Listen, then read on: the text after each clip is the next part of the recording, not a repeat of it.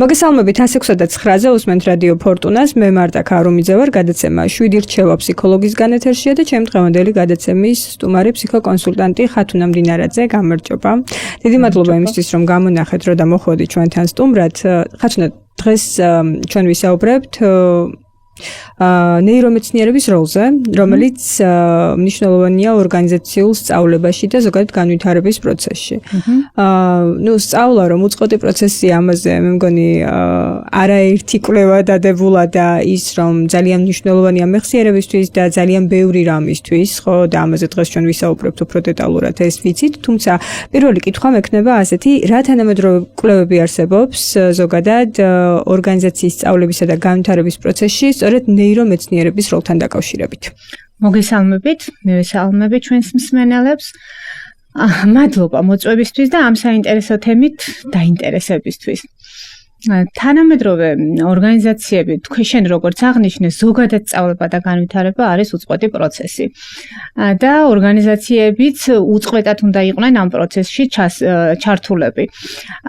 ბოლო პერიოდში მხოლოდ ჩატარებულმა ტრენინგებმა შედეგები დადეს, თუმცა ნაკლები შედეგი ბოლოდროინდელმა მოვლენებმა, რადგანაც დაჩქარდა დრო, გადაიტვირთა ინფორმაციით, მაღალია დენადობა, მათ შორის არა მხოლოდ საქართველოში მსოფლიო ბაზარზე, ეს მთავარი გამოწვევაა დღეს ორგანიზაციებისთვის.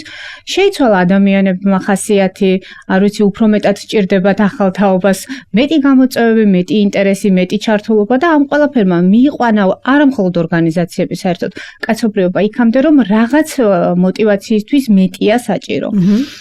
აღმოჩნდა რომ და სხვათა შორის ეს კვლევები, ჩატარებული კვლევები კონკრეტულად რომ თქვა რომ ორგანიზაციებში ტარდება ძალიან ბევრი კვლევები ნეირომეცნიერების კუთხით, ჯერჯერობით მოთხოვნა არის და აქტუალური არის, თუმცა ძალიან ბევრიც არა, იმიტომ რომ გარკვეული რაღაც შეზღუდვები აქვს მარკეტინგში, გაყიდვებში და ორგანიზაციებში. თუმცა კვლევები, რომლებიც ტარდება ზოგადად ნეირომეცნიერებაში, ნეირობიოლოგიაში, რომლითაც იკვლევენ ტვინს, როგორ იმახსოვრებს ტვინი, როგორ გადადის ეს ჩვენი გამახსოვრებული ინფორმაცია გრძელვადიან მეხსიერებაში და შემდეგ უკვე ქცევასა და ჩვევაში, ამაში ბევრი კვლევებია ჩატარებული და შესაბამისად ამას უკვე ვიყენებთ ჩვენ ორგანიზაციული ტრენერები და ბიზნეს კონსულტანტები. ტვინის ბუნებრივი ფუნქციონირებისთვის არაერთი ფაქტორი არის გასათვალისწინებელი, საჭირო და მინდა რომ ამ თემასაც შევეხოთ, რა უწყობს ხელს ტვინის ბუნებრივ ფუნქციონირებას. აი სწორედ ეს არის ყველაზე საინტერესო თემა, რაც ჩვენ დღეს შეიძლება ვისაუბროთ. ერთია ჩვენ რა გვსურს ადამიანებთან მიმართებაში, ტვინთან მიმართებაში, სწავლასა და დასწავლასთან მიმართებაში და მით უმეტეს ორგანიზაციული კულტურაში როგორ ჩავსვათ ის ქცევის მოდელი, რომელიც თქვა დამფუძნებელს ან საერთოდ ორგანიზაციის მენეჯმენტს სურს. თუმცა მეორეა ტვინი ბუნებრივად ტვინში როგორ ხდება ეს პროცესი და ჩვენ თუ ფეხი არ ავუწყეთ ამ ჩვენს ბუნებრივობას და არ ვაღიარეთ ჩვენი ბიოლოგიური საფუძვლები, კარგი ექსოლომეს ეს სულიერი ცნებები და აღმატებული ჩვენი მოთხოვნილებები, თუმცა რაღაცაში სადღაც გავიჭედებით. და სწორედ ამიტომაც გახდა ასე აქტუალური ეს თემა.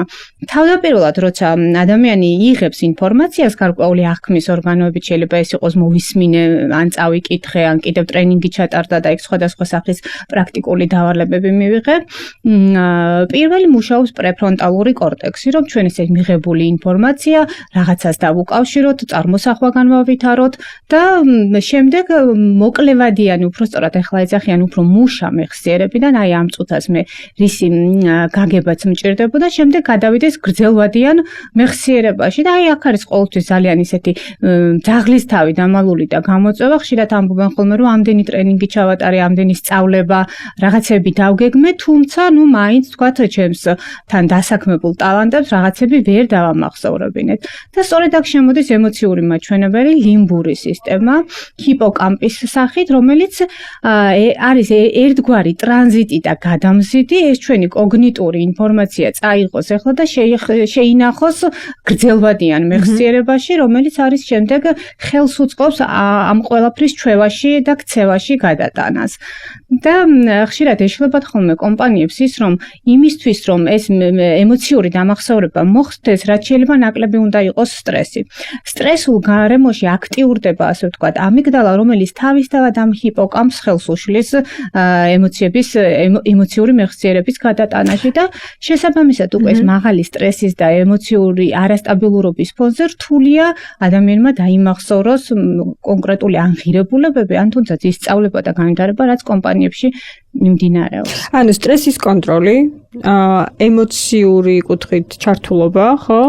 ასევე რაზე ვამახვილებთ ყურადღებას, ინფორმაციის დამახსოვრება მცირე ნაწილებად უფრო მარტივია, ვიდრე რაღაც ვრცელი ინფორმაციის, ხო? კიდევ რა უნდა ვიცოდეთ? თავისი არსით ტრენინგიც ამას ნიშნავს, რომ ეს არ არის ლექცია დავსხდეთ ჩვენ და 2 საათი ვისაუბროთ, მოკლე ინტერვალში მეტი დასვენება, მაგალითად, დაახლოებით 90 წუთი, 120 საათი შესვენებით სწავლება. ძალიან მნიშვნელოვანია პრაქტიკული სწავლება, არა მხოლოდ ვისმენ და ვუყურებ, არამედ ამაში ვარ მე ჩართული.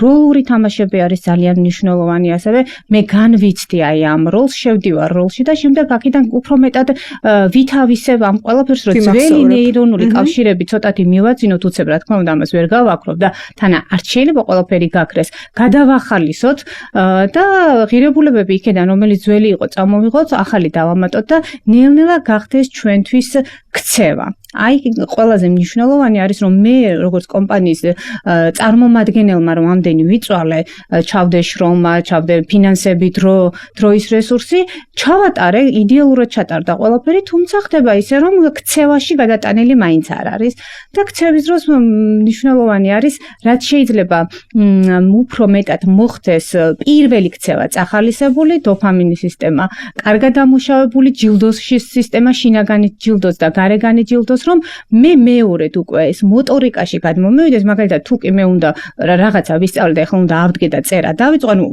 გადმომივიდეს ქცევაში, პირველად რომ ეს გავაკეთე, მე მჭირდება დოფამინი და სამოტივაციო სისტემა, რომ კიდევ მომინდეს და უკვე ხელმა თავისით წაიღოს რაღაცის ქმედება.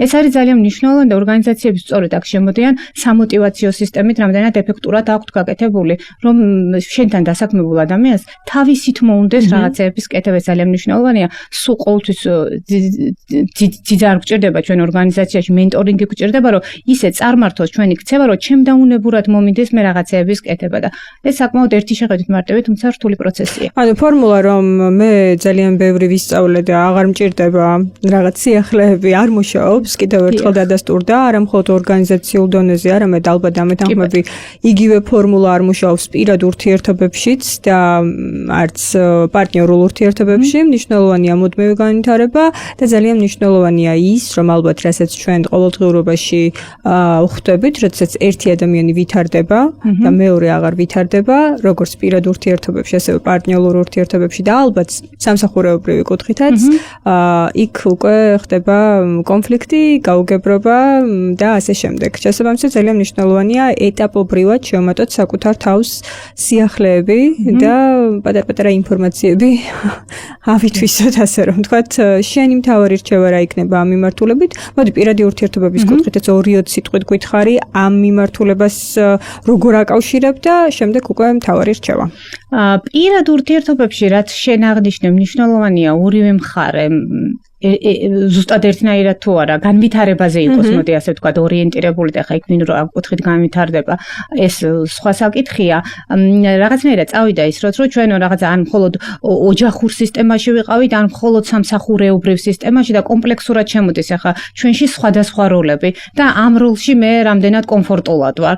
შეიძლება პირად ურთიერთობებში ნაკლები იყოს კონფლიქტი, თუმცა როლმა ისე შეიძლება ადამიანი შეიპყროს, რომ ვერ ხვდებოდეს რომელ როლშია ეს კონფლიქტი და მე გადადის ეს მე როგორც დედა, მე როგორც მეუღლე, მე როგორც არ ვიცი, შეყვარებული, აი ამ როლებში გადადის, შეიძლება სამსახურმა დააკსტრესოს. მნიშვნელოვანია განასხვაო ჯერ მე იდენტიფიკაცია და როლის იდენტიფიკაცია. შემდეგ მოხდეს ამ როლებში უფლებამოვალეობების რაღაცნაირი გადანაწილება და მაინც მივდივართ იქამდე, რომ პიროვნული განვითარება დღეს უკვე და ემოციური განვითარება არის ერთ-ერთი წამყვანი ფაქტორი კარგად შენარჩუნებული ურთიერთობებისა.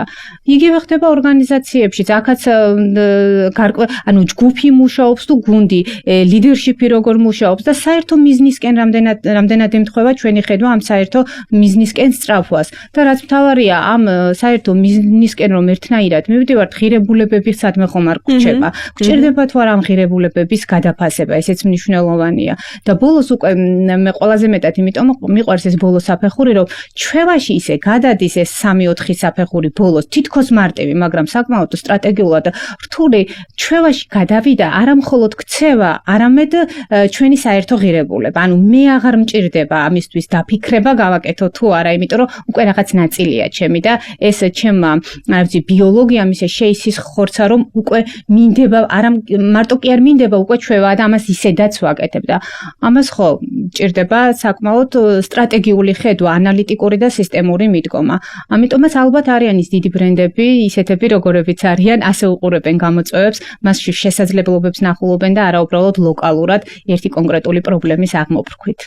ხაზუნა მდინარაძეს უსმენდით 169-ზე. ძალიან დიდი მადლობა საინტერესო ინფორმაციისთვის. მე იმედს ვიტოვებ, რომ როგორც კომპანიები, ასევე პრინციპში ის რჩევები და ის საუბარი, ჩვენი დიალოგი, რაც დღეს მოისმინეს ადამიანებმა, იყო მიმართული არა მხოლოდ სამსახურეობრივ განვითარებაზე, არამედ პირადი კუთხითაც, პირადი ურთიერთობების, კავშირების, პარტნიორული ურთიერთობების განვითარებაზე, ანუ საფუძველი არის ყველასი ერთი, ხო? ღირებულებითი სისტემა, თანხვედრა, გაზრდაზე ორიენტირებული ურთიერთობა, ადაპტირება გარემოს. და ხო, რა თქმა უნდა, რაც ძალიან მნიშვნელოვანია და რა თქმა უნდა, ერთი მიმართულებით ხედვა, რაც აძლიერებს როგორც სამსახურეობრივ, ასევე პირად ურთიერთობებს. ძალიან დიდი მადლობა წარმატებებს გისურვებ. ჩვენ კი ერთმანეთს შევხვდებით მომდევნო გადაცემაში ახალი თემით და ახალი სტუმრით დროებით.